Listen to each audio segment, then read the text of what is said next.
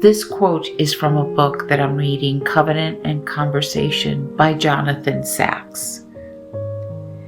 It is impossible not to recognize in Reuben a person of the highest ethical sensibilities. But though he had a conscience, he lacked courage.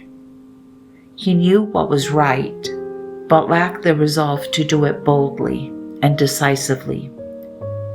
In that hesitation, more was lost than Joseph. Lost was also Reuben's chance to become the hero he might and should have been. That if only we meditate on it, gives us the strength to turn intention into deed, lifting us from the person we might have been into the person we become. As I was reading this passage about Reuben, it struck me because Reuben is often remembered as the brother who wanted to save Joseph. Unlike his brothers, he was not consumed with hatred. He did not want Joseph murdered. His conscience was still alive. He knew what was right. The tragedy is, knowing what was right was not enough. Reuben intended to rescue Joseph later. He planned to come back. He wanted to do the right thing.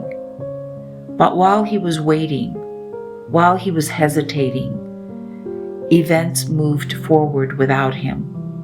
Joseph was sold into slavery, and the opportunity was gone. What stands out to me is that Reuben's problem was not a lack of conscience. It was a lack of courage. He knew what should have been done, but he did not act decisively when the moment required it. As I thought about that, I began thinking about the word regret.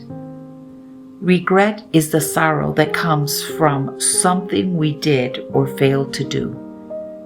It is looking back and wishing we had acted differently when we had the chance. Years ago, I faced a decision in my life that reminds me of this principle. I became convicted regarding my second marriage. At that point, I had been married nearly 20 years. I loved my marriage. I loved married life. It was comfortable, secure, and familiar. We had a home, animals, plans for retirement, and a future that seemed settled. Walking away from that life felt impossible.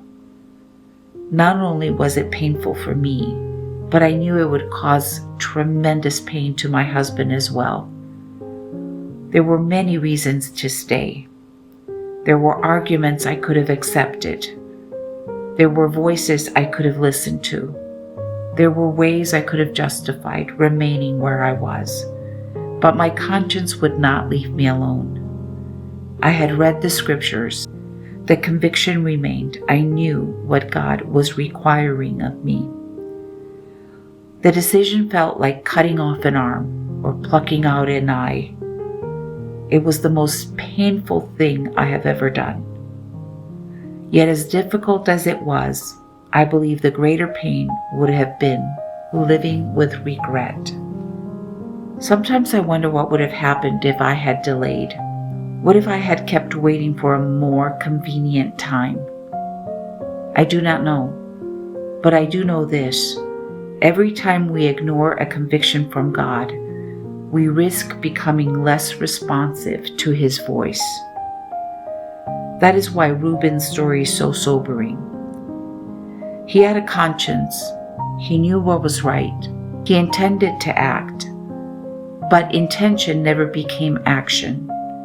And because of that, an opportunity was lost. How many times do we tell ourselves, I'll obey later. I'll deal with it later. I'll make it right later. Yet later is never promised. What if the difference between the person we are and the person God is calling us to become is found in one act of obedience that we keep postponing? The author says that we are lifted from the person we might have been into the person we become. That statement resonates with me because every act of obedience shapes who we are becoming. Every time we respond to God's conviction, something in us grows stronger.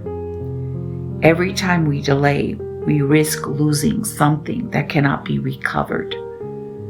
Reuben lost more than Joseph. He lost the opportunity to become the man he could have been. The lesson I take away from this is simple. A conscience is a gift, but conscience alone is not enough. We also need courage. We need the courage to obey when obedience is costly, painful, and difficult. Because one day we will all look back on our lives, and when we do, may we not be filled with regret over convictions we ignored or acts of obedience we postponed. Instead, may we be able to thank God that when He spoke, we listened, and when He called us to act, we had the courage to obey.